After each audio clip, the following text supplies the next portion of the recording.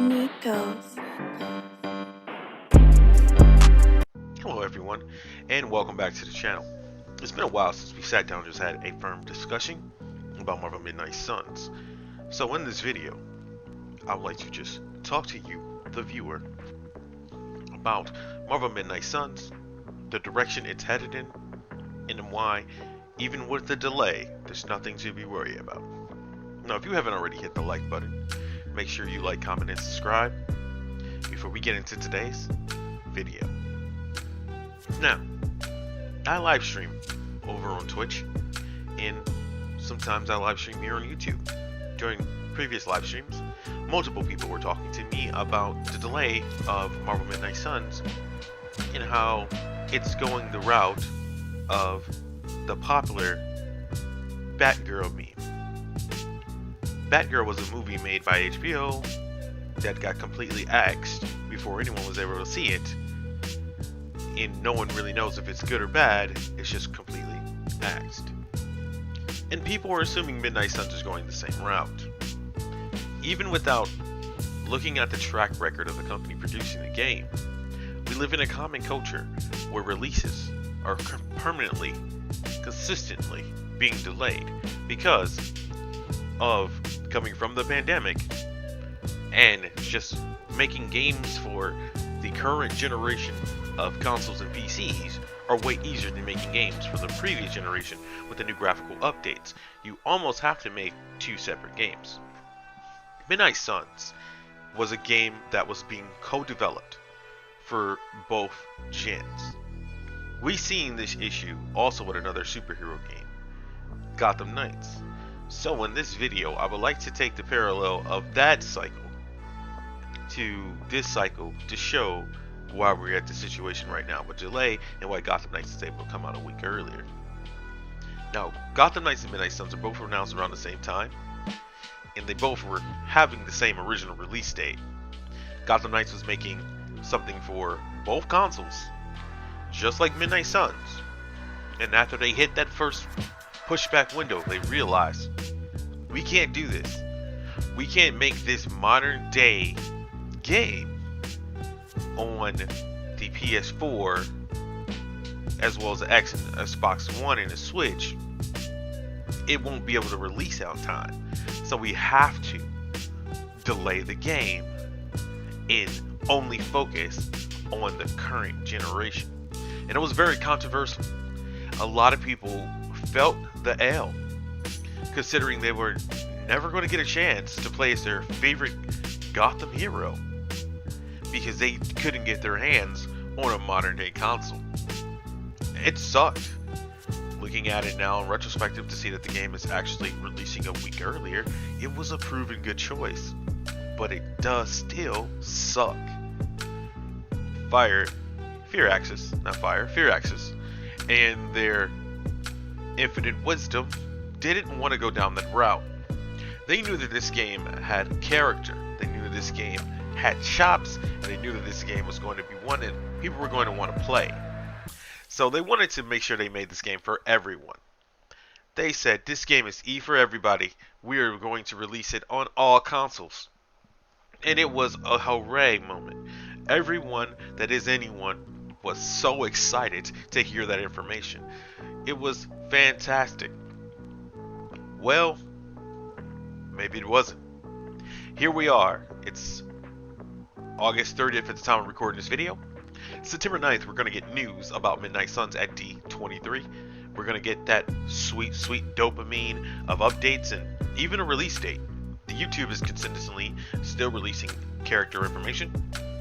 And it seems like we're still getting this game either before the end of this year or somewhere in the beginning of next year. Now, these things are all good. But we had a date. We had a confirmed release date. And what did we do? We had to push the game back because we couldn't make the game for current gen and last gen. The studio just couldn't pump it out. So now we're splitting development. We're just going to polish up current gen so we can drop it, and then we'll have later gen dropping at a later date in 2023. That is where we are right now. And that is the current culture. Unless you have a massive studio, you're not going to be able to deliver these high fidelity games on all platforms at the same time. So this situation has caused a lot of people to lose faith in Midnight Suns. A lot of people were already on the fence because it wasn't an action game. Majority of the community of people who play Marvel and DC games only play action games. And that is okay. If that is the only way you know how to interpret these games, and you know how to express your care for these products, is by playing this genre of game, it is fine. In the comics, they fight. In the movies, they fight. So in the games, there should be games where you get to fight. I get that. But we are finally on a precipice of something new. We are finally walking into the territory of role-playing games. Getting a situation where we finally can be with our heroes as a singular character. This is unprecedented for the genre. The only thing we have close to this is DC Universe Online. So, people are losing faith. And I don't mean to say that as a joke. This is true. People are losing faith. And this game is becoming a meme. And that is something I cannot accept. I want people to be reminded, literally about 2 to 3 months ago, there was a convention. Several creators of the XCOM community were brought together to come and play the game at beta, not alpha, it was beta. In game development, the course is alpha, beta, then you go gold. That's how it works. When you go gold, you're ready for distribution. There was a beta build, and the creators who played the beta build said the game felt good. There was a couple of situations where they had clipping and they had to reload a save or something, but the game felt good. It felt like it was ready. Now, if the next gen versions felt that way when they were testing them, and they had to leave the current gen versions behind in order to finish the next gen versions, this game will ship. There's no reason for you to lose faith in this. This game will ship.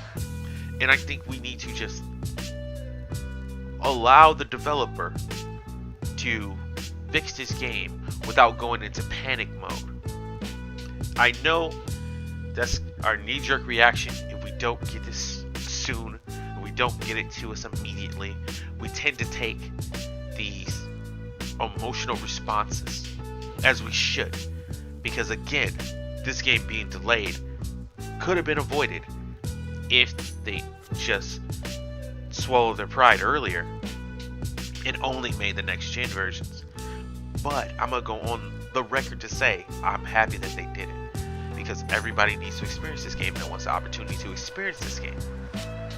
I want everybody to play this game, okay? And that's not slight to Gotham Knights. I know they did the best that they can do. I'm excited for the game right now. But I want everyone to have the opportunity to play this game. So, does this game deserve to be a meme? I don't think so. Does this game deserve all the backlash it has? I don't think so. This game has generated the amount of hype unspoken for a game of this caliber in this genre, this niche strategy turn-based RPG genre.